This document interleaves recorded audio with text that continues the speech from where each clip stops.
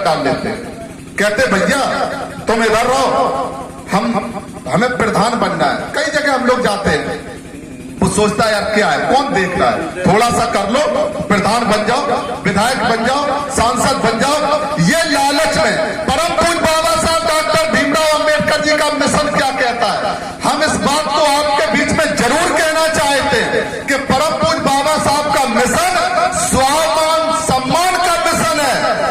जीते जी अगर आपको स्वाभिमान सम्मान और गुलामी में और अगर आपको फर्क करना पड़े तो आप क्या करेंगे? जीते जी हमें आपको स्वाभिमान सम्मान की जिंदगी को स्वीकार करना है। अगर उसके लिए जान भी न्यौछावर करनी पड़े तो परम पूज्य बाबा साहब डॉक्टर भीमराव अंबेडकर जी के नाम पर स्वाभिमान सम्मान के लिए हमें अपनी जान न्यौछावर कर देनी चाहिए। गुलामी का पट्टा नहीं डालना चाहिए। इस बात को हम आपके बीच में क्यों कहना चाहते हैं? आज लड़ाई ऐसे मोड़ पर पहुंच गई। आज जब पूरे देश और दुनिया की ताकतें आपकी तरफ देख रही हैं, परम पूज्य बाबा साहब की प्रतिमा जब गांव में लगती है, क्षेत्र में लगती है, अभी जब 14 अप्रैल आएगा तो बड़े पैमाने पर पूरे देश में दुनिया में परम पूज्य बाबा साहब की जयंती मनाई जाएगी। लेकिन आपको परम पूज्य बाबा साहब डॉक्टर भीमराव अंबेडकर जी ने अपना पूरा जीवन त्याग और बलिदान करके जो संविधान दिया था, परम पूज्य बाबा साहब कहां जिंदा है? अभी हमारे लोग कह रहे थे कि महापुरुष कभी मरते नहीं है, ये बात बिल्कुल सही है। तो परम पूज्य बाबा साहब डॉक्टर भीमराव अंबेडकर जी को आप कहां खोजेंगे? परम पूज्य बाबा साहब ने स्वयं इस बात को कहा था, जब तक भारत देश में संविधान जिंदा रहेगा तब तक मान लो भीमराव अंबेडकर जिंदा है, दुनिया की कोई ताकत खत्म नहीं कर सकती।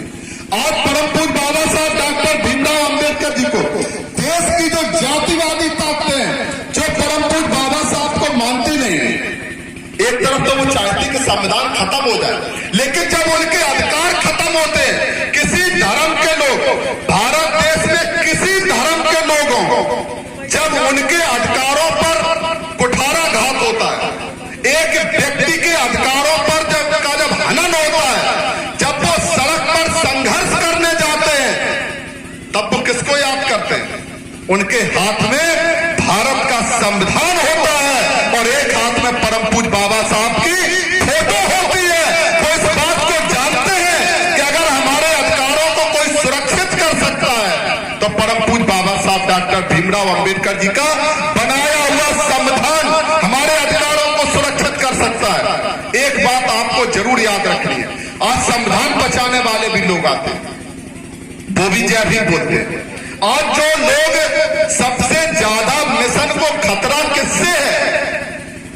जो जय भीम बोलते हैं उन्हीं से है। समझ रहे कि नहीं? आप लोग कहोगे कि ये आप क्या बोल रहे हैं, क्योंकि दूसरा आएगा आप उसको पहचान लोगे, दुश्मन आएगा। अभी यहाँ पर कोई दुश्मन आ जाए, यहाँ तो सब अम्बेडकरवादी बैठे हैं, हमें कोई खतरा नहीं, हमारे किनारे आराम से खड़े हैं, कोई टेंशन नहीं। और अगर कोई दूसरा आ जाए, लाल पट्टी पीली पट्टी, तो तुरंत गनर इधर आ जाए। अभी तो सोच रहे सब ये सामने ले लीजिए, इनका सबका जान बसती है, हमारी जान और आपकी जान चालू ही रहने। आप लाख हमारे विरोधी होंगे, लेकिन बहुजन समाज पार्टी का एक एक कार्यकर्ता, परम पूज्य बाबा साहब को मानने वाला एक एक व्यक्ति इस देश में मान सम्मान की प्रतीक है। अगर उनके स्वाभिमान सम्मान पर हमला होगा तो देश के करोड़ों लोग अपनी जान की बाजी लगाकर उनके स्वाभिमान सम्मान को बचाएंगे। उनसे खतरा नहीं, फिर खतरा कहां है? आप लोग कहोगे खतरा जो जय भीम बोलते हैं। आज पूरे भारत देश में परम पूज्य बाबा साहब डॉक्टर भीमराव अंबेडकर जी के बनाए हुए संविधान बनाने के बाद परम पूज्य बाबा साहब बहुत खुश थे। परम पूज्य बाबा साहब संविधान बनाने के बाद सबसे ज्यादा किस दिन खुश हुए, इस बात को आपको समझना चाहिए।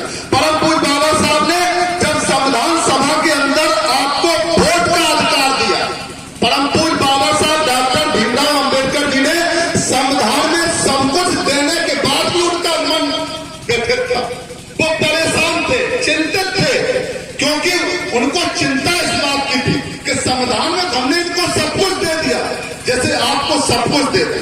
और बांटने वाला गांव का जो बांटने वाला हो तो गलत आदमी बैठूम लोग हैं, उनको ये अधिकार मिलेंगे कैसे? तो परम पूज्य बाबा साहब डॉक्टर भीमराव अंबेडकर जी ने भारत के एक एक व्यक्ति को, चाहे किसी जाति का हो, धर्म का हो,